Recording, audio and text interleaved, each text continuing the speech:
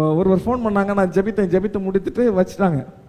வச்சுட்டு ரொம்ப நாள் கழிச்சு அவங்க ஃபோன் பண்ணாங்க, பிரதர் நான் அன்றைக்கி ஃபோன் பண்ணேன், இந்த காரியத்துக்காக ஜெபித்தோம், விடுதலை ஆகிட்டு, ஆனால் நீங்கள் ஜெபிக்கும் போது எனக்கு அது ஒரு திருப்தியே இல்லை அப்படின்னாங்க. என்ன திருப்தியே இல்லைன்னா அவங்க சொன்னாங்க, நீங்கள் கொஞ்சம் ஸ்ட்ராங்காகவே ஜெபிக்கலை. எப்படி ஜெபிக்கலை? ஸ்ட்ராங்காகவே ஜெபிக்கலை அப்படின்னாங்க. ஸ்ட்ராங்கானா எப்படி ஜெபிக்கணும்? ஸ்ட்ராங்கானா என்ன செய்யணும்? கல்லை தூக்கி மண்டையில் போட்டால் தான் எப்படி இருக்கும்? ஸ்ட்ராங்காக இருக்கும். ஜெபிக்கிறதற்கு வேற ஒன்றும் இல்லை.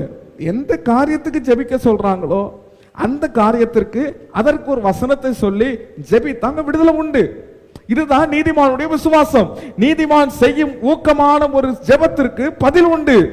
அதை விசுவாசிக்கிறவன் தேவ மகிமையை காண்பார்கள். ஜெபத்தை செய்கிறவர்கள் அல்ல, யார் ஜெபம் செய்கிறார்களோ நீங்கள் அந்த ஜெபத்தை கேட்கும் பொழுது உங்களுக்கு ஒரு விசுவாசம் இருக்கணும். நீதிமான் செய்யும் ஊக்கமான ஜெபத்துக்கு விடுதலை உண்டு.